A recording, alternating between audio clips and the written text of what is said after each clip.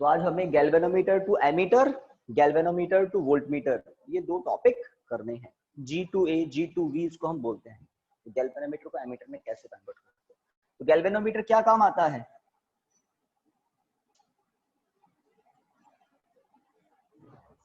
है ना, किसी इलेक्ट्रिक सर्किट में और वो भी उसकी किसी ब्रांच में इलेक्ट्रिक करंट को सेंस करता है। इलेक्ट्रिक करंट को सेंस करता है, मेजर नहीं करता है।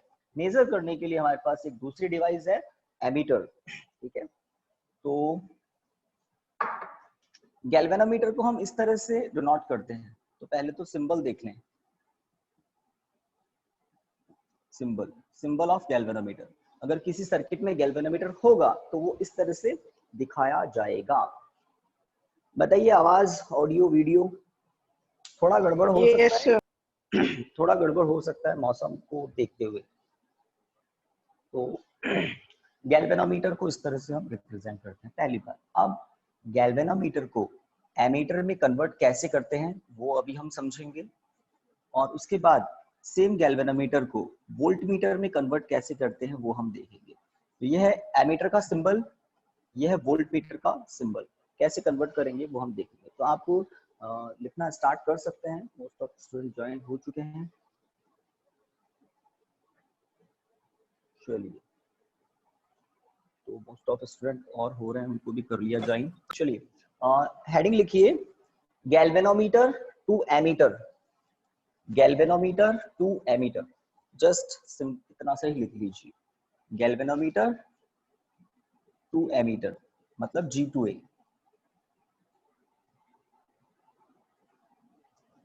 Galvanometer to ammeter. अब इसमें लिखिए, 1 मार्क का क्वेश्चन आता है, ये आ सकता है, मतलब हमेशा नहीं आता है, आ सकता है। और आपके जो प्रैक्टिकल एग्जामिनेशन होते हैं लास्ट में, है ना, जनवरी फरवरी में, तो वहां पर आपसे गैल्वेनोमीटर एमीटर से रिलेटेड बातें पूछते हैं। रीजन, जब आप एक्सपेरिमेंट कर रहे होते हैं तो ये डिवाइसेस पूरे लैब में इधर उधर रखी होती है, तो एग्जामिनर की जैसे इस पर आई आती है तो उस पर क्वेश्चन पूछ सकता है। चलिए, तो लिखिए इसके अंदर,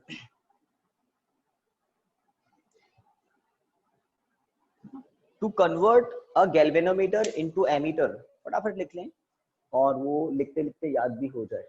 to convert a galvanometer into ammeter. Two peoples are waiting, Jaspreet, Aarti, Saraswat. तो नेटवर्क प्रॉब्लम तो है इसका मतलब बच्चों के वहां आ रहे जा रहे हैं। तो कंप्लीट करते हैं। To convert a galvanometer into ammeter, a small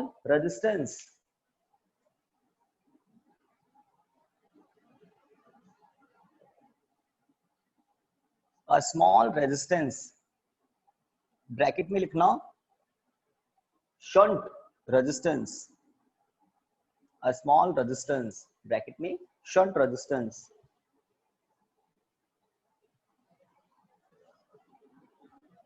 is connected parallel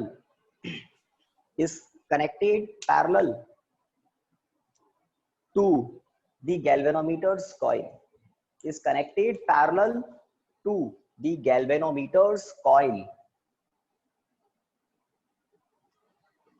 guys, मेरे को यहाँ दिख रहा है कि वीडियो ब्लर है, आप बताओ ऑडियो वीडियो ठीक है क्या आपके उधर? सही आ रहा है सर। ठीक है, तो कभी कभी डिफरेंट मोबाइल के जूम ऐप में भी प्रॉब्लम हो सकता है। आदिश जैन बहुत जल्दी आ गए। हाँ, तो स्टेटमेंट लिख लिया पूरा आपने। To convert a galvanometer into ammeter, a small resistance bracket में जरूर लिखना, shunt resistance is connected in parallel to galvanometer's coil.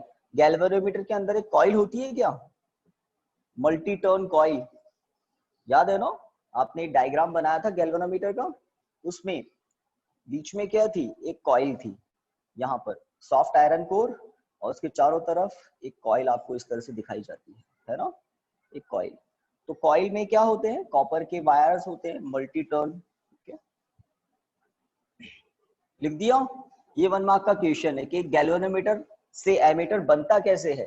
तो गैल्वेनोमीटर की कॉइल के पैरेलल में स्मॉल रेजिस्टेंस कनेक्ट कर दे तो एमीटर बनता है। अब ऐसे ही क्यों बनता है वो समझना है हमको, ठीक है। तो let this is galvanometer. Galvanometer के अंदर मल्टी टर्न कॉइल होती है और गैल्वेनोमीटर की कॉइल का रेजिस्टेंस Rg काफी होता है। किस ऑर्डर का होता है? 10 to the power 2 ohm order का होता है। सुनाई दे रही है बात? गैल्वेनोमीटर की कॉइल का resistance Rg 10 to the power 2 ohm order का होता है, मतलब 100 ओम हो सकता है, 110 ओम हो सकता है, 90 ओम भी हो सकता है, 150 ओम भी हो सकता है। तो गैल्वेनोमीटर की कॉइल का अच्छा खासा रेजिस्टेंस होता है। आप जब एक्सपेरिमेंट करेंगे अपने अपने स्कूल्स में तो आप गैल्वेनोमीटर की कॉइल का रेजिस्टेंस फाइंड आउट करेंगे तो आप देखेंगे 100 ओम के आसपास आता भी है इन जनरल। चलिए, तो ये रेजिस्टेंस है ना, नेग्लिजिबल तो नहीं है, अच्छा खासा रेजिस्टेंस है। किसी सर्किट में अगर गैल्वेनोमीटर लगा दें तो वो करंट को अफेक्ट करता है, करंट को अफेक्ट करता है, बट हम गैल्वेनोमीटर को करंट को मेजरमेंट करने के लिए यूज ही नहीं लेते, हम तो करंट को सेंस करने के लिए यूज लेते हैं और ये करंट को सेंस कर लेता है। हाँ, अगर आपको करंट को मेजर करना है तो गैल्वेनोमीटर यूज नहीं ले सकते। रीजन आपके सामने है। गैल्वेनोमीटर की कॉइल का अच्छा खासा रेजिस्टेंस होता है और गैल्वेनोमीटर को सीरीज में लगाया जाता है, गैल्वेनोमीटर को ब्रांच में सीरीज में लगाया जाता है। तो जैसे ही गैल्वेनोमीटर लगा दोगे सर्किट का रेजिस्टेंस 100 ओम के आसपास और बढ़ जाएगा, सर्किट का करंट रिड्यूस हो जाएगा, कम हो जाएगा। तो गैल्वेनोमीटर कभी करंट को मेजर नहीं कर पाता। रीजन, क्योंकि वो करंट को चेंज कर देता है। हाँ, करंट को सेंस जरूर कर सकते हैं। अब गैल्वेनोमीटर से एमीटर कैसे बनाते हैं? तो दिस इज गैल्वेनोमीटर और गैल्वेनोमीटर के पैरेलल में एक स्मॉल रेजिस्टेंस कनेक्ट कर देते हैं। स्मॉल मतलब जैसे 1 ओम, 0.5 ओम, है ना, 0.2 ओम, बहुत छोटा सा रेजिस्टेंस, कम वैल्यू का रेजिस्टेंस कनेक्ट कर देते हैं। आपको रेजिस्टेंसेस का पैरेलल कॉम्बिनेशन पता है ना? रेजिस्टेंसेस का पैरेलल कॉम्बिनेशन पता है? तो गैल्वेनोमीटर की कॉइल का रेजिस्टेंस कितना होता है? Rg, और पैरेलल में क्या कनेक्ट किया? Small resistance. और पैरेलल कॉम्बिनेशन का इफेक्टिव रेजिस्टेंस कम होता है या ज्यादा होता है? जल्दी बताओ। सर कम होता है ना, कम हो जाता है। तो एस अगर 1 ओम है तो पैरेलल कॉम्बिनेशन का आंसर 1 ओम से भी कम आएगा, इफेक्टिव रेजिस्टेंस रिड्यूस हो जाता है। तो अगर Rg की वैल्यू 110 ओम है और S की वैल्यू आपने 0.5 ओम ले ली, तो अब ये जो कॉम्बिनेशन बना है इसका रेजिस्टेंस 0.5 ओम से भी कम होगा। तो इस तरह से हम आगे भी बात करेंगे कि अगर कोई आइडियल एमीटर है तो आइडियल एमीटर का रेजिस्टेंस तो नियरली इक्वल टू 0 होता है, ideal ammeter. But ideal ammeter बन नहीं सकता क्योंकि शंट की कुछ ना कुछ वैल्यू होती है, कम होती है बट होती है। तो पहली बात हमने कर ली कि किसी गैल्वेनोमीटर को एमीटर में कन्वर्ट करने के लिए करते क्या है, गैल्वेनोमीटर की कॉइल के पैरेलल में शंट रेजिस्टेंस कनेक्ट कर देते हैं। कॉइल के ही पैरेलल में क्यों? क्योंकि गैल्वेनोमीटर का जो रेजिस्टेंस होता है वो किसका रेजिस्टेंस होता है? गैल्वेनोमीटर की कॉइल का ही रेजिस्टेंस होता है। तो जैसे ही पैरेलल में कनेक्ट करते हैं सिस्टम का इफेक्टिव रेजिस्टेंस कम हो जाता है। अब मैं ये जो डॉटेड बॉक्स बना रहा हूं तो ध्यान दें, ये डॉटेड बॉक्स क्या है? तो कोई बताएगा ये डॉटेड बॉक्स क्या हो गया? Sir ammeter. ये डॉटेड बॉक्स क्या हो गया? एमीटर, है ना, क्योंकि गैल्वेनोमीटर की कॉइल के पैरेलल में शंट कनेक्ट कर दिया तो अब ये सिस्टम ऑटोमेटिक क्या हो गया? एमीटर, है ना। तो डायग्राम बना लिया होगा मे बी आपने। अब एक इंपॉर्टेंट बात,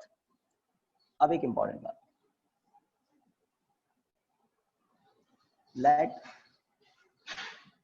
जिस सर्किट में एमीटर को कनेक्ट किया, अब मैं एमीटर बोल रहा हूँ, ये डॉटेड बॉक्स क्या है?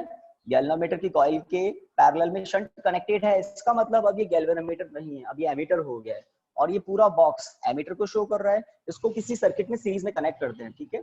एमीटर को सीरीज में कनेक्ट किया जाता है। एमीटर क्या है? करंट मेजर करता है। लीजिए ये करंट आई आ गया, ये है आई आ गया।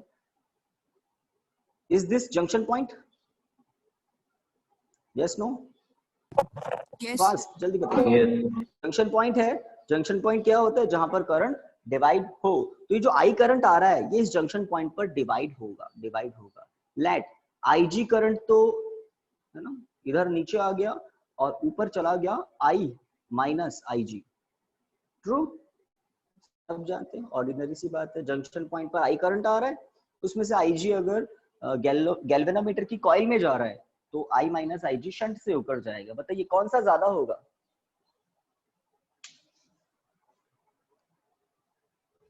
इतना टाइम लग पाओगे क्या?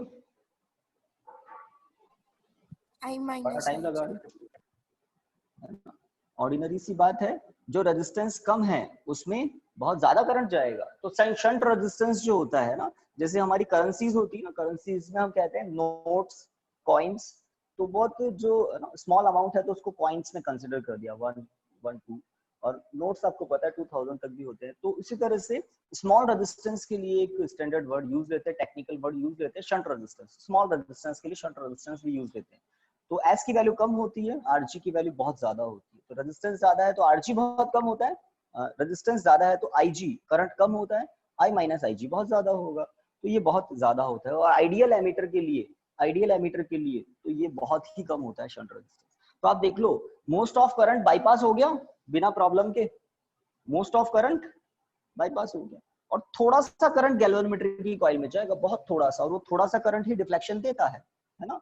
तो अब इस डायग्राम से आप एक इक्वेशन लिख सकते हैं, क्या सकते हैं, ऑफ लॉ के अकॉर्डिंग आई आर क्या होता है, बी होता है ना। तो I minus I G into S equal to I G into R G. ये लीजिए स्मॉल लेटर में ही लिख देता हूं, कोई फर्क नहीं पड़ता।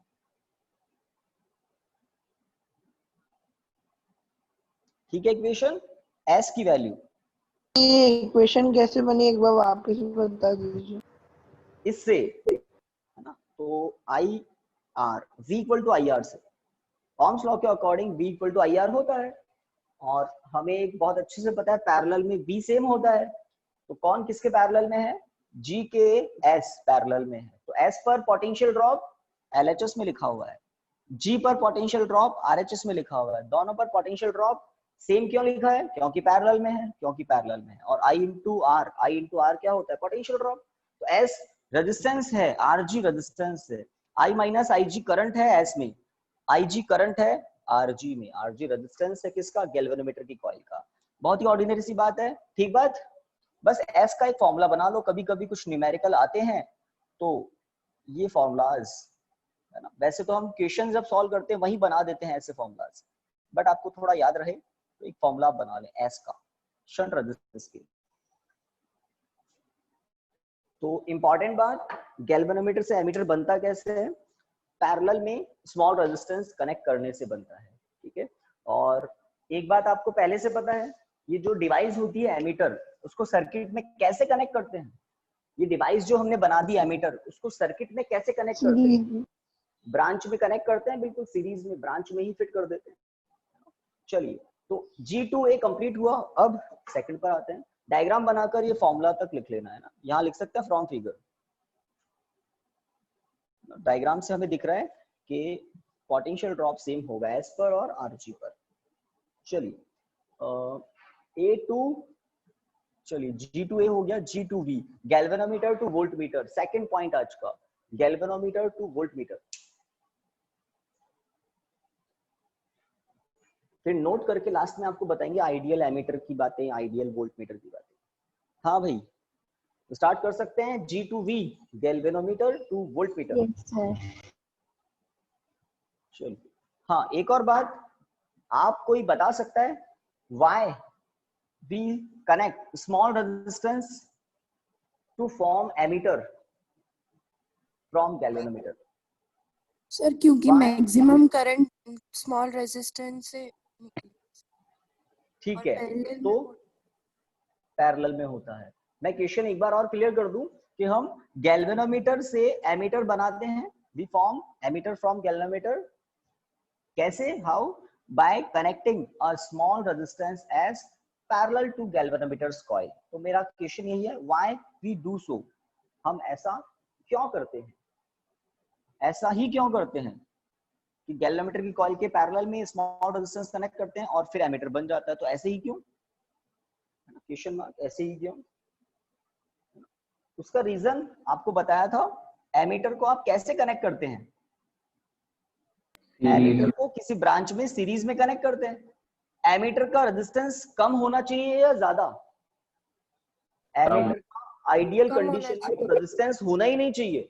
आइडियल कंडीशन में इस एमीटर का कोई रेजिस्टेंस नहीं होना चाहिए, तभी तो ये ब्रांच के करंट को अफेक्ट नहीं करेगा, चेंज नहीं करेगा, और चेंज नहीं करेगा तो सही से मेजर करेगा। अगर किसी एमीटर का खुद का रेजिस्टेंस ज्यादा है तो जिस करंट को मेजर करने के लिए आप उसको कनेक्ट कर रहे हो पहले तो ये उसी को कम कर देगा, तो एररफुल मेजरमेंट होगा। तो आइडियल कंडीशन में किसी एमीटर का रेजिस्टेंस 0 होना चाहिए। तो हम एस की वैल्यू बहुत कम लेते हैं तो ऑटोमेटिक ये जो सिस्टम है, ये बॉक्स है, इस बॉक्स का इफेक्टिव रेजिस्टेंस काफी कम हो जाता है, काफी कम हो जाता है। तो अब आप इस डिवाइस को एज अ एमीटर यूज ले सकते हैं, है ना। फिर भी 100% सही नहीं बताते ये एमीटर। चलिए, तो एक बात मैंने आपको बता दी, why we do so। Okay, second, galvanometer to voltmeter लिखिए। टू फॉर्म, टू कन्वर्ट भी लिख सकते हैं, to convert a galvanometer into voltmeter, इसको तो इरेज कर देता हूं मैं। To convert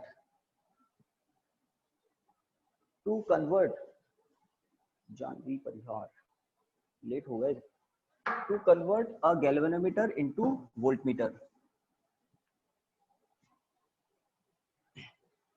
we connect a high resistance, we connect a high resistance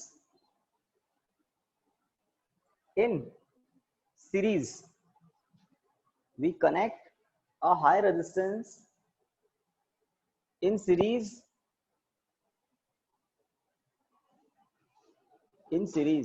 to the galvanometer's coil, in series to the galvanometer's coil। High resistance, और वो भी किसके सीरीज में, गैल्वेनोमीटर की कॉइल के सीरीज में। Full stop. तो ये इंफॉर्मेशन आपको मैंने दे दी, इंफॉर्मेशन। अब इस इंफॉर्मेशन को डाइजेस्ट करते हैं कि गैल्वेनोमीटर से वोल्टमीटर ऐसे ही क्यों बनता है। तो वही बात, गैल्वेनोमीटर को हम जी से रिप्रेजेंट कर रहे हैं। अभी ये गैल्वेनोमीटर है, अगर इस गैल्वेनोमीटर की सीरीज में, मतलब गैल्वेनोमीटर की कॉइल के सीरीज में एक हाई रेजिस्टेंस कनेक्ट कर दें आर, तो अब ये सिस्टम बन जाता है वोल्टमीटर। तो बात पूरी समझेंगे, पहले डायग्राम बनाना है आपको। अब ये सिस्टम बन जाता है वोल्टमीटर।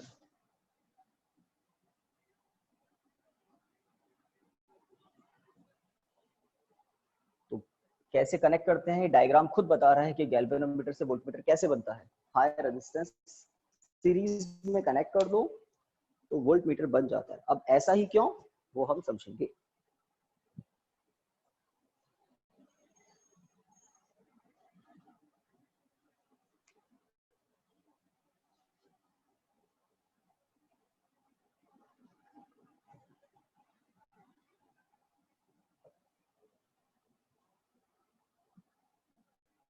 डन।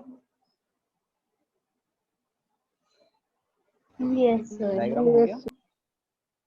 आपने 10th क्लास में कुछ पढ़ा होगा, मैं उसको रेफरेंस लेकर समझाऊंगा तो आपको थोड़ा इजी लगेगा। जैसे रेजिस्टेंस से ये बैटरी है, ये वन वे की है और इसमें आई करंट फ्लो हो रहा है।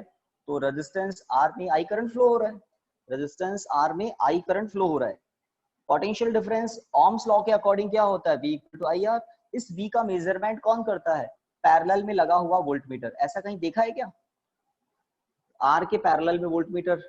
10th क्लास में बच्चों को ऐसे डायग्राम्स मिलते हैं, दिखते हैं, है ना। तो रेजिस्टेंस के पैरेलल में वोल्टमीटर कनेक्ट करते हैं, तो वोल्टमीटर क्या कर देता है, इन दोनों एंड्स के बीच में पोटेंशियल डिफरेंस बता देता है। और बीच में आर कनेक्टेड है तो इसका मतलब आर पर पोटेंशियल डिफरेंस बता देगा वोल्टमीटर।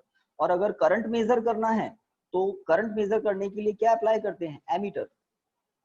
और एमीटर कैसे कनेक्ट होता है, एमीटर ब्रांच में सीरीज में कनेक्ट होता है।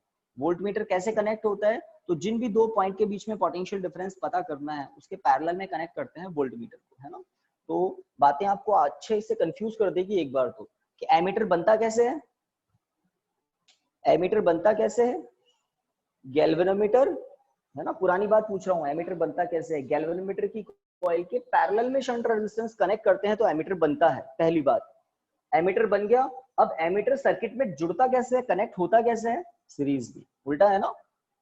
अब वोल्टमीटर की बात करते हैं, वोल्टमीटर बनता कैसे है, तो गैल्वेनोमीटर की कॉइल के सीरीज में हाई रेजिस्टेंस कनेक्ट करने से वोल्टमीटर बनता है। बन गया वोल्टमीटर। अब इस वोल्टमीटर को यूज लेना है, तो यूज लेने के लिए ये सर्किट में जुड़ता कैसे है? रेजिस्टेंस के पैरेलल। चार बातें हो गई ना। एमीटर बनता कैसे है, वोल्टमीटर बनता कैसे है, एमीटर सर्किट में जुड़ता कैसे है, वोल्टमीटर सर्किट में जुड़ता कैसे है। ठीक है, तो ये बता दिया, पूछूं तो बता देना। तो अब ये जो डॉटेड बॉक्स है ना, गैल्वेनोमीटर की कॉइल के सीरीज में हाई रेजिस्टेंस कनेक्ट करते ही वोल्टमीटर बन जाता है। बन गया। वोल्टमीटर सर्किट में जुड़ता कैसे है बताइए, बोलिए। Parallel to the resistance. Parallel है ना, पैरेलल।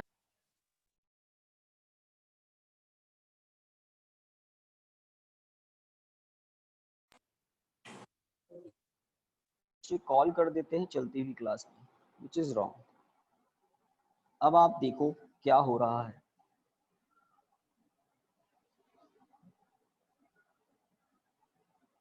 लेट, ये कोई R0 रेजिस्टेंस है, R0 लिखा है मैंने जानबूझकर, और बैटरी ये कोई वन वे की, ये सर्किट को क्लोज कर दिया, प्लस माइनस करंट फ्लो हो रहा है। आई ध्यान दें, आपको बुक में ऐसे कोई सर्किट मिलेंगे नहीं, तो अच्छी अंडरस्टैंडिंग के लिए मैं ये एक्स्ट्रा काम कर रहा हूं यहाँ पर। तो आप देखें, ये जो R0 रेजिस्टेंस है, सिंबल हमारी इच्छा से हम कुछ भी लिख सकते हैं। R0 रेजिस्टेंस है, जब वोल्टमीटर को इससे कनेक्ट नहीं किया था, ऊपर वोल्टमीटर है या नहीं है, ये वोल्टमीटर है ना। जब वोल्टमीटर को हमने कनेक्ट नहीं किया था, तो वो R0 जो रेजिस्टेंस है उसमें आई करंट आ रहा था, आई करंट आ रहा था। अब मैं इस आई को तो यहाँ से हटा रहा हूं, हमने पैरेलल में वोल्टमीटर कनेक्ट कर दिया, ये लो। अब ये जंक्शन पॉइंट है ना, तो आई करंट जो है इस जंक्शन पॉइंट पर डिवाइड होगा, उसमें से आई वी ऊपर चला गया, ऊपर वोल्टमीटर है, ये दोनों मिलकर वोल्टमीटर है पूरा, तो आई वी करंट ऊपर चला गया, तो नीचे क्या बचा, आई माइनस आई वी, है ना। आज दो कॉन्सेप्ट आपके क्लियर होंगे। आपको याद है थर्ड चैप्टर में आपको पोटेंशियोमीटर पढ़ाया था, potentiometer. Ideally potential difference measure करता है पोटेंशियोमीटर, और आज आपको पता लगेगा कि हाँ, पोटेंशियोमीटर आइडियली करता है और वोल्टमीटर आइडियली नहीं करता है।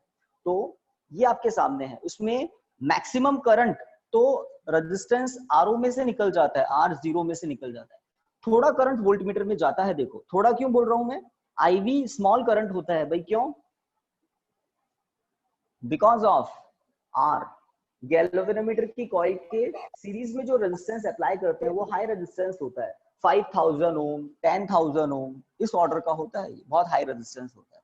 और जब बहुत हाई रेजिस्टेंस है ऊपर वाली ब्रांच में, तो ऑटोमेटिकली ऊपर जो करंट जाएगा वो बहुत स्मॉल अमाउंट का होगा, और मोस्ट ऑफ करंट R0 में से ही चला जाएगा। ठीक है, तो दिस इज दी डायग्राम। बन जाए तो बता दे रहा हूं।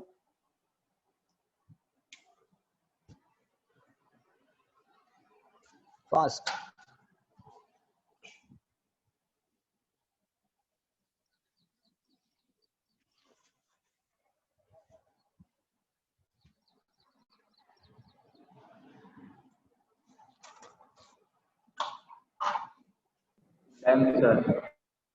डन। तो पढ़ते पढ़ते याद हो जाए ये बात, कोई डेरिवेशन नहीं है। छोटे क्वेश्चन बनते हैं 1 मार्क के, और जरूर बनते हैं कि गैल्वेनोमीटर से एमीटर कैसे बनता है, और अब हम पढ़ रहे हैं कि गैल्वेनोमीटर से वोल्टमीटर कैसे बनता है। अब वोल्टमीटर बन गया तो सर्किट में कैसे कनेक्ट होता है हम पहले से जानते हैं, वोल्टमीटर सर्किट में पैरेलल में कनेक्ट होता है। हाई रेजिस्टेंस ही क्यों लेते हैं वो बात आपको अब समझ में आएगी कि गैल्वेनोमीटर से वोल्टमीटर बनाने के लिए बहुत हाई रेजिस्टेंस यूज क्यों लेते हैं, ताकि जो मेन रेजिस्टेंस है जिसमें करंट फ्लो हो रहा था, उसमें करंट बाद में भी नियरली इक्वल टू उतना ही हो। बात समझ रहे हैं, जब वोल्टमीटर कनेक्ट नहीं किया था तो इसमें कितना करंट था, आई करंट था, और ओम्स लॉ के अकॉर्डिंग V इक्वल टू क्या होता है, आई आर, आई मतलब करंट इसका और आर R0। बट जैसे ही वोल्टमीटर कनेक्ट किया तो वोल्टमीटर ने सर्किट का थोड़ा सा करंट ले लिया, तभी तो इसकी कॉइल डिफ्लेक्शन देगी, आईवी करंट ऊपर चला गया। अब आईवी बहुत कम होना चाहिए, आईवी बहुत कम होना चाहिए, तब I minus IV nearly equal to I होता है। तो आईवी को बहुत कम रखना होता है, तो वो कैसे अचीव करते हैं ऐसी कंडीशन, तो उस कंडीशन को अचीव करने के लिए हाई रेजिस्टेंस की वैल्यू एक्चुअल में बहुत हाई होनी चाहिए। Okay, got it? कुछ बैठा दिमाग में? Yes sir. IV की वैल्यू कम होनी ही चाहिए, तब जाकर आपको R0 पर पोटेंशियल ड्रॉप जो मिलेगा वो नियरली इक्वल टू ठीक मिलेगा, है ना। अब वोल्टमीटर जो आंसर बताएगा वो V नहीं होगा, वो V डैश होगा, थोड़ा एररफुल होगा। V डैश क्या होगा? I minus IV into R0, समझ रहे हैं? तो हमें वोल्टमीटर ये वैल्यू बताता है। आप खुद समझ पा रहे होंगे कि R0 में करंट क्या है। अब करंट क्या है? I माइनस IV है, तो पोटेंशियल ड्रॉप क्या होगा? I minus IV into R0। तो IV जितना कम होगा उतना V डैश में एरर कम होगा, तो फिर भी एरर तो होगा। इसलिए पोटेंशियोमीटर जो हमने पढ़ा था वो तो आइडियल काम करता है। वोल्टमीटर जो है वो काफी हद तक ठीक बताता है, बट आइडियली पोटेंशियल ड्रॉप बता नहीं पाता है। ओके, तो बात कंप्लीट होती है। एक तो फॉर्मूला अगर आपको बनाना है तो आप बना सकते हैं क्या? ये IV into RG plus R equal to I minus IV into R0। जैसा मैंने एमीटर के टाइम बताया था ना, पैरेलल में पोटेंशियल डिफरेंस सेम होता है। तो ऊपर है गैल्वेनोमीटर की कॉइल का रेजिस्टेंस RG और यह है हाई रेजिस्टेंस R, और इसमें करंट कितना है? IV। तो ये हो गया पोटेंशियल ड्रॉप वोल्टमीटर पर पोटेंशियल ड्रॉप, और नीचे है R0 रेजिस्टेंस पर पोटेंशियल ड्रॉप, और पैरेलल में V सेम होता है। ठीक है, तो अगर आपको R की वैल्यू पता करनी हो तो कैसे करते हैं? I minus IV into R0 upon IV minus RG। ये हाई रेजिस्टेंस की वैल्यू, उसमें हमने शंट की वैल्यू के लिए फॉर्मूला बनाया था। आप बना सकते हैं, इक्वेशन मैंने ऊपर बता दी, उसको कन्वर्ट ऐसे कर सकते हैं। एक दो बच्चे तो बता देंगे ना कि हाँ सर कर सकते हैं, इस वाली को ऐसे कन्वर्ट। तो एक्स्ट्रा बातें भी आपको बता रहा हूँ कुछ। तो दो काम हमें करने थे, उसमें से पहला पोर्शन हमने कर लिया, G2A हो गया, G2V हो गया। अब एक नोट आपको लिखना है, 1 मार्क का क्वेश्चन उससे बनता है, और फिर कुछ न्यूमेरिकल सॉल्व करते हैं फटाफट।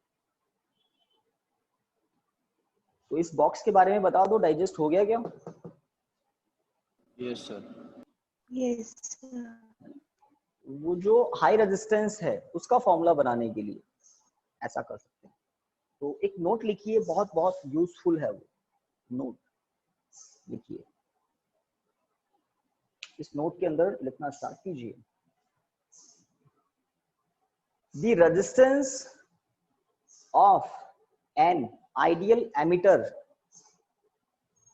the resistance of an ideal emitter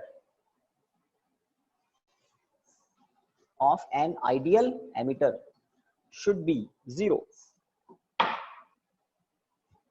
The resistance of an ideal emitter should be 0. तो आइडियल एमीटर का रेजिस्टेंस 0 ही होना चाहिए।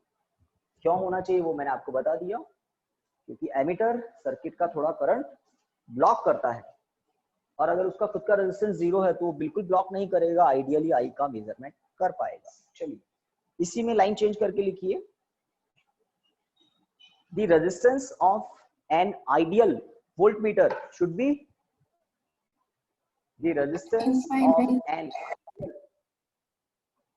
the resistance of an ideal voltmeter should be question mark, बताइए। Infinite. शायद कोई बोल रहा था इनफाइनाइट होना चाहिए, ताकि वो सर्किट का थोड़ा भी करंट नहीं ले, और अब सर्किट से करंट नहीं ले, IV 0 हो जाएगा, तो सारा का सारा करंट उस R0 में से जाएगा। आइडियली पोटेंशियल डिफरेंस बता सकता है, बट आइडियल कुछ होता ही नहीं है, ना आइडियल एमीटर हो पाता है, ना आइडियल वोल्टमीटर हो पाता है। अगर आइडियल वोल्टमीटर होता तो हमें पोटेंशियोमीटर की जरूरत नहीं पड़ती। तो आप दोनों पॉइंट लिख चुके हैं। क्या लिखा? The resistance of an ideal emitter should be 0. The resistance of an ideal voltmeter should be infinite. तो ये बातें आपको बता दी। चलिए अब क्वेश्चंस पर आते हैं। अगर आपके पास टेक्स्ट बुक है तो अच्छा है, नहीं तो आपको ध्यान से सुनना है क्वेश्चन और फिर सॉल्यूशन करना है।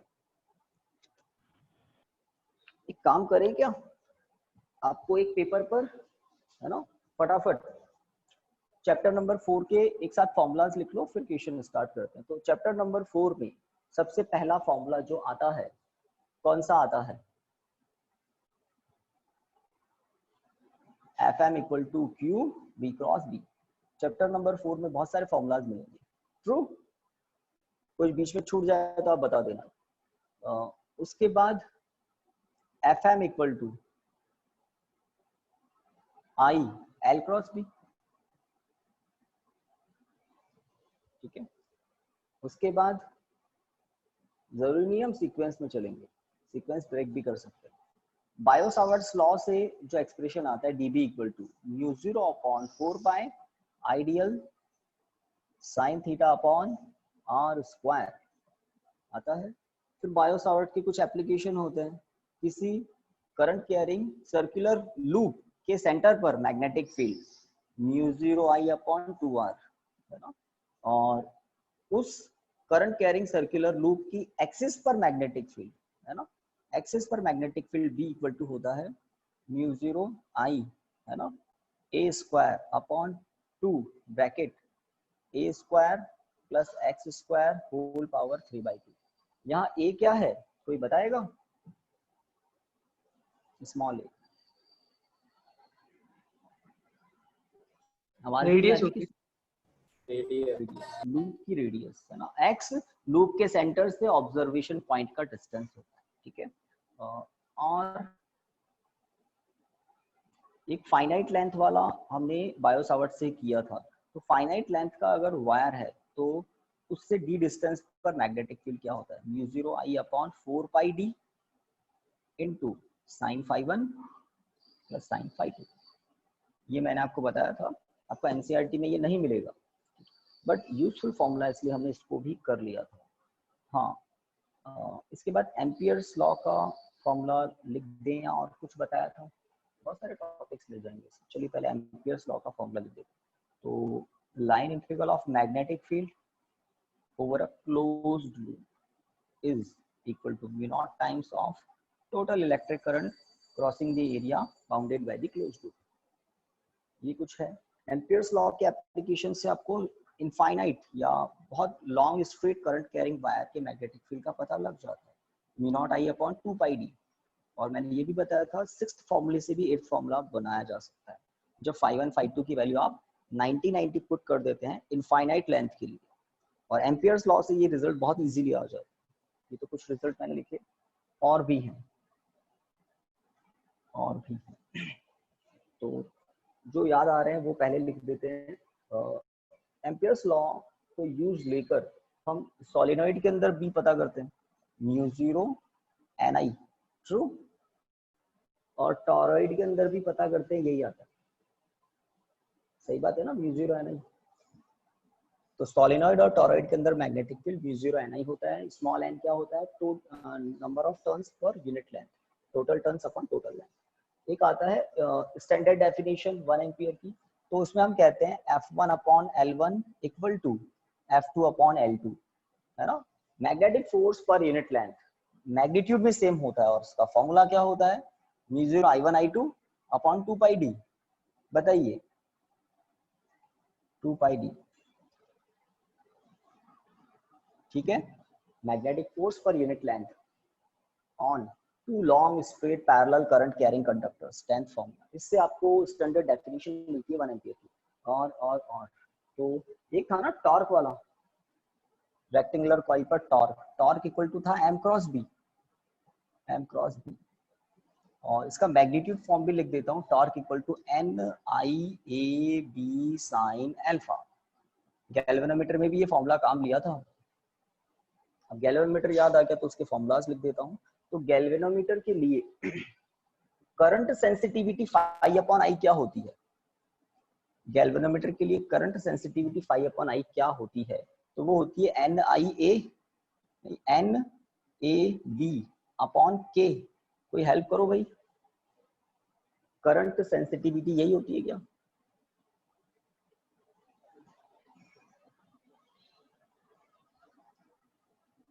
तो मुझे तो पता है के डिनोमिनेटर में आता है।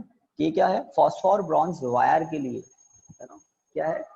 Restoring torque for unit deflection, ये कम होना चाहिए तो करंट सेंसिटिविटी बढ़ती है। वोल्टेज सेंसिटिविटी क्या होती है? तो voltage sensitivity phi upon V होती है NAB upon R K. R resistance है किसका? गैल्वेनोमीटर की कॉइल का। और कोई फॉर्मूला? मूविंग, है ना, रिवॉल्विंग इलेक्ट्रॉन के लिए m था EVR अपॉन 2, तो याद आ गया। और इसी टॉपिक में एक था जायरोमैग्नेटिक रेशियो, जायरोमैग्नेटिक रेशियो या गायरोमैग्नेटिक रेशियो आप बोलें। m अपॉन l क्या होता है? E अपॉन 2m, इसकी वैल्यू भी आपको बता रखी है। और बोर्स मैग्नेटॉन भी था एक, capital M upon small n, क्या था? HE upon 4 pi m। भाई इस m अपॉन स्मॉल n के लिए हेल्प करो, सही है क्या? चैप्टर नंबर 4 में बहुत अच्छे इंटरेस्टिंग टॉपिक, बड़े बड़े टॉपिक हमने देखे थे। 16th फॉर्मूला को बताइए, m अपॉन स्मॉल n, सही है क्या? Yes sir. बोर्स मैग्नेटॉन, ठीक है यस ना? सर। ये तीनों साथ ही हुए थे, 14, 15, 16 साथ ही हुए थे। अब मुझे कोई फॉर्मूला याद नहीं आ रहा, और कोई है क्या? है तो आप अपने आप लिख लेना।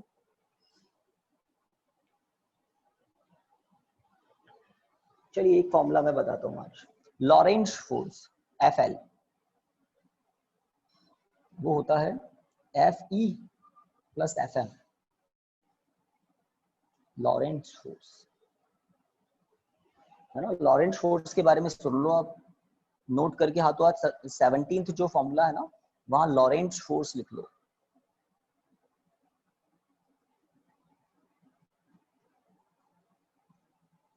Lorentz force LORENTZ, Lorentz force क्या होता है? FE समझ गए होंगे आप, इलेक्ट्रिक फोर्स, और FM मैग्नेटिक फोर्स है। और वेक्टर अप्लाई किए हुए हैं, दैट मींस इन दोनों फोर्सेस का वेक्टर सम है। तो इलेक्ट्रिक फोर्स मैग्नेटिक फोर्स का वेक्टर सम होता है लॉरेंज फोर्स। कब होता है? तो लिख लीजिए इसके अंदर, when a charged particle is moving, 17th फॉर्मूले के नीचे लॉरेंज फोर्स की डेफिनेशन बता रहा हूं मैं आपको, है ना। when a charged particle moving in electromagnetic field, when a charged particle is moving in electromagnetic field। अब ये इलेक्ट्रोमैग्नेटिक फील्ड क्या होता है? तो एक ऐसा फील्ड जहां पर इलेक्ट्रिक फील्ड की प्रेजेंस भी हो, मैग्नेटिक फील्ड की प्रेजेंस भी हो, इलेक्ट्रिक फील्ड लाइंस भी हो, मैग्नेटिक फील्ड लाइंस भी हो। तो when a charged particle is moving in electromagnetic field, then the vector sum of electric force and magnetic force on the charged particle, then the vector sum of electric force and magnetic force on the charged particle is called Lorentz force, is called Lorentz force, is called Lorentz force। Done guys? बताइए।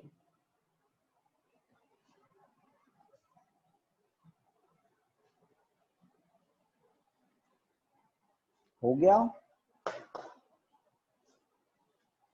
Yes. Numerical कराने से पहले ये जो 17th formula है ना, इसका एक यूज बता देता हूं मैं आपको। 17th फॉर्मूले का एक यूज है, बहुत ही इंटरेस्टिंग यूज है, और उसको हम वेलोसिटी सेलेक्टर में यूज लेते हैं, लॉरेंट्ज फोर्स के इस एक्सप्रेशन को।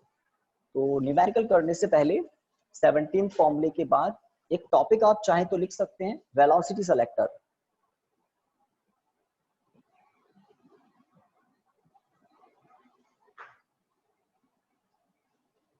वेलोसिटी सेलेक्टर,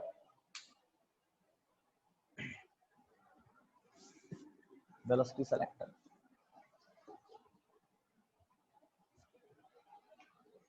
हाँ ब्रैकेट में चाहे तो एक और बात लिख सकते हैं, चलिए उसको हम टॉपिक में ही लिख देंगे। एक्चुअल में charge particle electric field magnetic field दोनों की प्रेजेंस में जब मोशन करता है तो इलेक्ट्रिक फोर्स तो इलेक्ट्रिक फील्ड की प्रेजेंस से लगता ही है, because of motion in magnetic field magnetic force भी लगता है।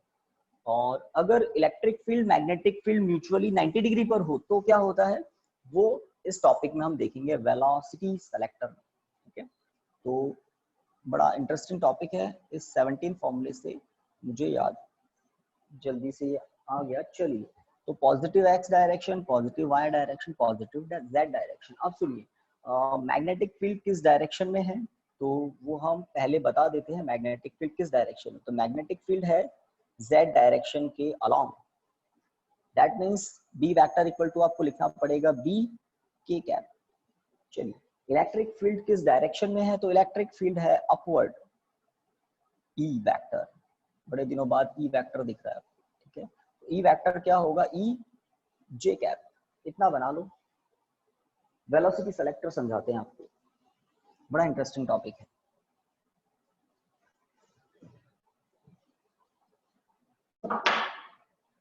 डन गाइस, हो गया इतना, है ना। 5 to 10 मिनट्स चाहिए, ज्यादा बड़ा टॉपिक नहीं। जल्दी जल्दी बताओ। Yes, sir, done. Velocity selector का ये डायग्राम आपने बना लिया हो तो अब हम क्या बताएंगे कि कोई चार्ज पार्टिकल है वो v वेलोसिटी से इसमें एंटर करता है, वो देखो इस डायरेक्शन। तो this is the direction of motion v vector. तो v क्या है, v आई कैप, और चार्ज है q, चार्ज है q। तो चार्ज v वेलोसिटी से इधर जा रहा है, ठीक है। तो इस q चार्ज पर इलेक्ट्रिक फोर्स और मैग्नेटिक फोर्स की डायरेक्शन मुझे आप लोग बताएंगे। अभी बना दो, चार्ज q और v वेलोसिटी से x एक्सिस के पैरेलल जा रहा है, मतलब v vector equal to v I cap है। तो इलेक्ट्रिक फोर्स की डायरेक्शन बताओ पहले तो फटाफट। एफ ई, जल्दी बताओ इलेक्ट्रिक फोर्स की डायरेक्शन।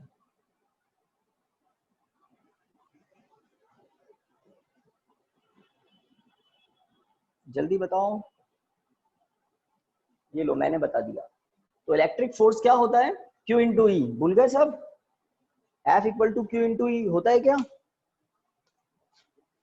हाँ, तो यहाँ पर F के प्लेस पर जस्ट F E लिख दिया। E मतलब इलेक्ट्रिक फोर्स, Q इंटू ई लिखा है। E वेक्टर है, F वेक्टर है। अब E वेक्टर क्या है, E इंटू जे कैप।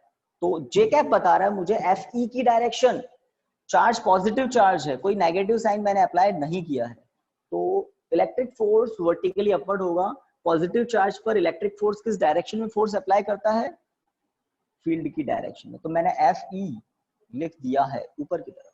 चलिए, तो लिखिए डायग्राम के नीचे,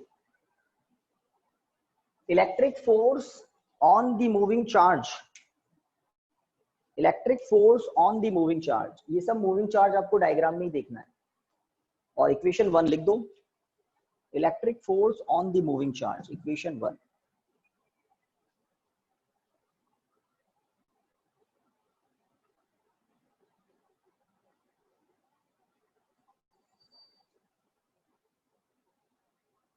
ठीक है, अब उसके बाद now magnetic force on the moving charge बताइए, Fm। तो Fm का formula Q V cross B है ना, Q V cross B. Fm vector equal to, फटाफट लिखते जाओ जो आपको दिख रहा है। v वेक्टर के प्लेस पर आप लिखेंगे, चलिए, v I cap cross b के cap, v I cap cross b के कैप। तो v अब मैग्नीट्यूड है, b भी मैग्नीट्यूड है, direction I cap J cap है। तो क्रॉस प्रोडक्ट वेक्टर्स का होता है, मतलब आई कैप के कैप का होगा। तो कोई हेल्प करो, आई क्रॉस के क्या होता है? माइनस जे, सॉरी चेक करो, मैंने तो लिखा है, सर चेक कर लो। आई क्रॉस के माइनस जे होता है क्या? और आप पाएंगे कि बिल्कुल होता है। तो माइनस जे मतलब नेगेटिव वाई डायरेक्शन, मतलब मैग्नेटिक फोर्स नीचे की तरफ है, vertically downward. Equation number 2, equation number 2।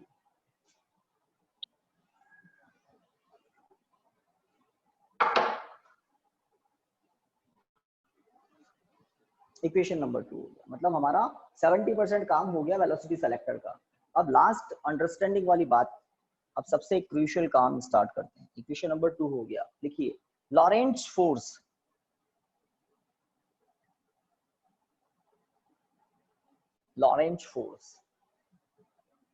on the moving charge, Lorentz force on the moving charge FL vector equal to FE vector plus FM vector। Equation 1 2 से value put कर दो, QE J cap plus QVB minus J cap, value put कर दी,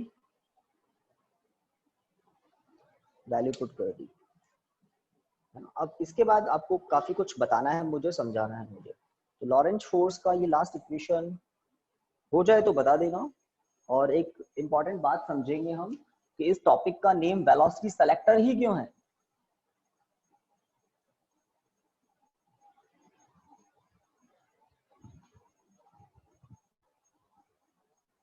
होते ही बता देना।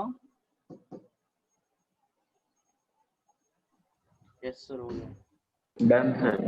Yes sir, done. यहाँ तक हो गया है ना। अब ये जे कैप वगैरह हम कॉमन लेंगे, सब कुछ करेंगे, क्यू भी कॉमन ले लेंगे। हाँ, अब सुनिए वेलोसिटी सेलेक्टर क्यों है।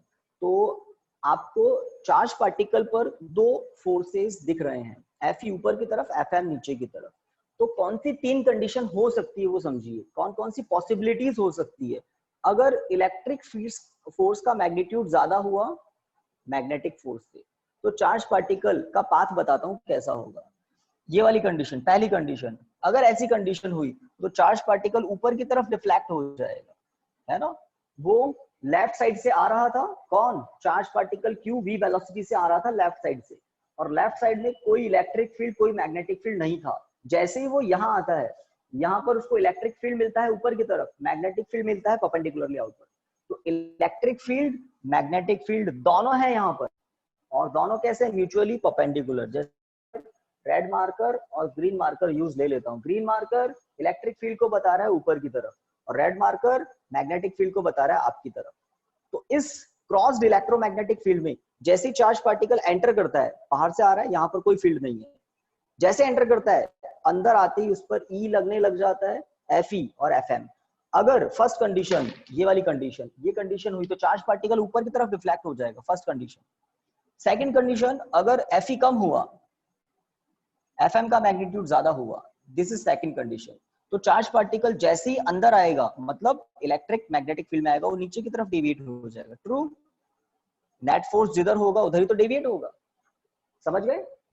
तो ये दो कंडीशन काम की नहीं है। काम की कौन सी है, थर्ड कंडीशन। अगर एफ ई और एफ एम बराबर हुए तो क्या होगा, बताइए, आप बताइए। स्ट्रेट जाएगा वो। चार्ज पार्टिकल को कोई फर्क नहीं पड़ेगा इलेक्ट्रिक और मैग्नेटिक फील्ड से, वो स्ट्रेट ही चला जाएगा। थर्ड केस इसलिए इंपॉर्टेंट है, अगर एफ ई एफ एम बराबर हुए तो चार्ज पार्टिकल पर नेट फोर्स जीरो हो जाएगा, और चार्ज पार्टिकल सीधा चला जाएगा, उसको इलेक्ट्रिक फील्ड और मैग्नेटिक फील्ड से कोई फर्क नहीं पड़ेगा। This is the condition of velocity selector. और आधी बात आपको बता दी कि ये तीन कंडीशन होती है और उसमें ये ज्यादा काम की होती है। अब ये जो ज्यादा काम की होती है उससे एक फॉर्मूला बनता है, जब वो फॉर्मूला बन जाएगा तब आपको नेक्स्ट इंपॉर्टेंट बात बताई जाएगी। तो लिखिए इस इक्वेशन के नीचे F L equal to vector है Q bracket E minus V B J cap. Digest करो उसको, सही है क्या।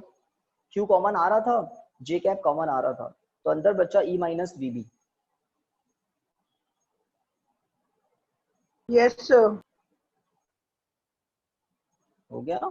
हाँ, अब ये जो इक्वेशन है, जो भी आप नंबर दें इसको, है ना, इसको 1 दिया था, इसको 2 दिया था, इसको 3 दे दिया। अब लिखिए इसके नीचे इफ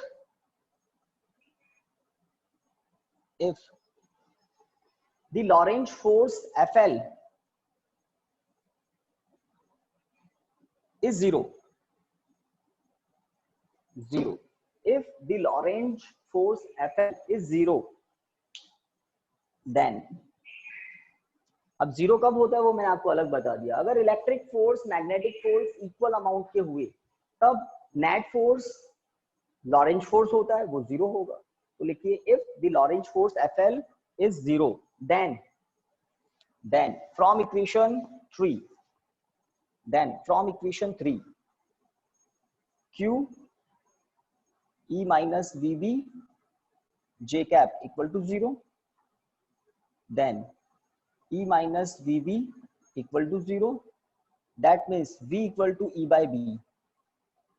इस पर स्टार लगाते हैं। बताइए तीनों स्टेप, कोई बड़ी बात नहीं है। तो इक्वेशन 3 का ये टर्म जीरो है तो ये इक्वेशन बनी। क्यू जीरो होता नहीं है, जे कैप जीरो होता नहीं, तो कौन जीरो है इसका मतलब ई माइनस वीबी ही जीरो है। भाई चार्ज पार्टिकल नॉन जीरो है, जे कैप 1 होता है इसका मैग्नीट्यूड, तो इसका मतलब ये जो ब्रैकेट है ई माइनस वीबी यही जीरो होगा। और अगर ये जीरो हुआ तो v इक्वल टू वी से क्या,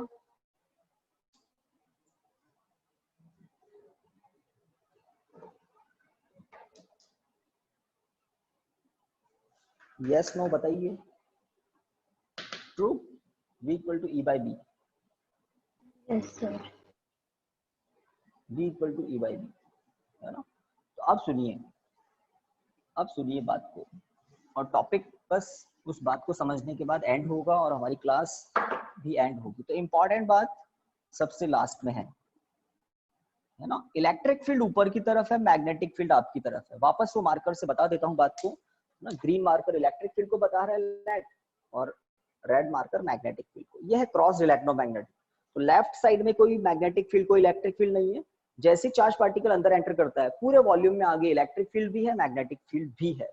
अगर मैं लेफ्ट साइड से डिफरेंट चार्ज पार्टिकल्स मतलब डिफरेंट वेलोसिटी के चार्ज पार्टिकल्स प्रोजेक्ट करता हूँ, तो बात को समझें, डिफरेंट वेलोसिटी के चार्ज पार्टिकल प्रोजेक्ट करता हूँ, तो जिन पार्टिकल्स की वेलोसिटी हाई होगी उनके लिए FM ज्यादा हो जाएगा FE से। जिन चार्ज पार्टिकल्स की वेलोसिटी हाई होगी उनके लिए FM ज्यादा होगा FE से। कुछ बताओ, ये तो फिक्स होता है। Q फिक्स है, E फिक्स है, ये तो फिक्स होता है। अगर आप V की वैल्यू ज्यादा ले लेते हैं तो FM ज्यादा हो जाता है FE से, और चार्ज पार्टिकल पर नेट फोर्स किस डायरेक्शन में होता है, नीचे की तरफ, और वो नीचे की तरफ बेंड कर जाता है। पहली बात। तो अगर वेलोसिटी हाई वेलोसिटी हुई, v equal to E by B से ज्यादा हुई, if velocity is greater than e by b के मैग्नीट्यूड से वेलोसिटी ज्यादा हुई तो चार्ज पार्टिकल नीचे चला जाएगा। बताइए, वेलोसिटी ज्यादा हुई तो कौन ज्यादा होगा, मैग्नेटिक फोर्स ज्यादा होगा, चार्ज पार्टिकल नीचे चला जाएगा। और अगर वेलोसिटी का मैग्नीट्यूड e बाई बी से कम हुआ, e अपॉन बी के रेशो से कम हुआ, तो मैग्नेटिक फोर्स का मैग्नीट्यूड कम होगा और चार्ज पार्टिकल ऊपर डेविएट कर जाएगा। अगर है ना। और तीसरा और सबसे इंपॉर्टेंट केस, अगर चार्ज पार्टिकल की वेलोसिटी e बाई बी के इक्वल हुई तो चार्ज पार्टिकल सीधा निकलेगा, है ना। तो ये v equal to E by B का जो रेशो है उससे हमें पता लगता है कि अगर v equal to E by B हुआ तभी तो ये ब्रैकेट जीरो होगा। उल्टा समझ लें, वाइस वर्सा। अगर v equal to E by B हुआ तभी तो ब्रैकेट जीरो होगा। जल्दी बोलिए। अगर v इक्वल टू, जैसे मैंने यहाँ कुछ भी नहीं लिखा, मैंने कहा v equal to E by B है तो ब्रैकेट जीरो होगा ना। ब्रैकेट जीरो होगा तो नेट फोर्स जीरो होगा, तो चार्ज पार्टिकल सीधा निकल जाएगा। वाइस वर्सा, उल्टा भी समझ लें इसको। तो अगर v equal to E by B हुआ, उल्टा बोल रहे हैं, अगर v equal to E by B हुआ तो FL जीरो होगा, और FL जीरो हुआ तो चार्ज पार्टिकल सीधा निकल जाएगा। तो आपको मैंने बता दिया कि इस क्रॉस्ड इलेक्ट्रोमैग्नेटिक फील्ड से अगर B और E म्यूचुअली 90 डिग्री पर हो, E की डायरेक्शन B की डायरेक्शन 90 डिग्री पर हो, तो उसको बोलते हैं क्रॉस्ड इलेक्ट्रोमैग्नेटिक फील्ड। इसमें अगर आप सेम चार्ज पार्टिकल्स को Q को डिफरेंट वेलोसिटी से फायर कर रहे हैं, लाइक हमारे पास अल्फा पार्टिकल्स हैं, उनको हम डिफरेंट वेलोसिटी से फायर कर रहे हैं, तो वो अल्फा पार्टिकल सीधे निकल जाएंगे जिनके लिए V इक्वल टू क्या है, E बाई बी। वो अल्फा पार्टिकल ऊपर डेविएट कर जाएंगे जिनके लिए V less than E by B है, और वो पार्टिकल नीचे चले जाएंगे जिनके लिए V greater than E by B है। तो इसका मतलब कौन से चार्ज पार्टिकल क्रॉस कर पाएंगे इस क्रॉस्ड इलेक्ट्रोमैग्नेटिक फील्ड को, आगे निकल जाएंगे जिनके लिए v की वैल्यू e बाई बी के इक्वल हो। अब बात को समझिए, इसको वेलोसिटी सेलेक्टर क्यों बोलते हैं? अगर हमारे पास डिफरेंट डिफरेंट वेलोसिटीज के चार्ज पार्टिकल्स हैं तो उनको क्रॉस्ड इलेक्ट्रोमैग्नेटिक फील्ड से पास कराया जाता है और एक तरह से फिल्टर हो जाता है, और वही चार्ज पार्टिकल आगे पहुंच पाते हैं जिनके लिए v की वैल्यू e बाई बी के इक्वल होती है। हमें पता होता है किस वेलोसिटी के चार्ज पार्टिकल अब हमारे पास फाइनली बचे हैं जिनकी वेलोसिटी e बाई बी के इक्वल हो, और बाकी कुछ ऊपर डेविएट हो जाते हैं, कुछ नीचे डेविएट हो जाते हैं, पाथ से डेविएट हो जाते हैं। इसलिए इस कंडीशन को, इस क्रॉस्ड इलेक्ट्रोमैग्नेटिक फील्ड को वेलोसिटी सेलेक्टर भी बोलते हैं। हाँ, अगर आपको डिफरेंट वेलोसिटी के चार्ज पार्टिकल चाहिए तो आपको E की और B की वैल्यू इस तरह से सेट करनी पड़ती है वेलोसिटी सेलेक्टर में कि आपको डिजायर्ड वेलोसिटी के चार्ज पार्टिकल्स ही मिले आगे। ठीक है, तो ये जो स्टार लगा हुआ है ये है वेलोसिटी का फॉर्मूला जो फाइनली आपको मिलेगा। ठीक है, तो लॉरेंज फोर्स आपको आज एक्स्ट्रा बता दिया, और डायरेक्शंस आपको पता है, इलेक्ट्रिक फोर्स की डायरेक्शन, मैग्नेटिक फोर्स की डायरेक्शन अगर देखनी है तो, और वेलोसिटी के बारे में आपको मैंने बताया, वेलोसिटी ज्यादा होने पर मैग्नेटिक फोर्स ज्यादा होता है, वेलोसिटी कम होने पर इलेक्ट्रिक फोर्स ज्यादा हो जाता है, और वेलोसिटी e बाई बी के इक्वल होने पर दोनों जीरो होते हैं, चार्ज पार्टिकल सीधा ही निकल जाता है। That's it. ओके स्टूडेंट, तो कल हम न्यूमेरिकल्स करेंगे, और न्यूमेरिकल्स में एक ही दिन में हम सारे न्यूमेरिकल्स करने की कोशिश करेंगे। थैंक यू स्टूडेंट्स, आज के लिए इतना। किसी को Thank you, रिप्लाई sir. चाहिए हो तो वो मुझे पर्सनली बोल देना, मैं उनको सेंड कर दूंगा। Thank you, good day.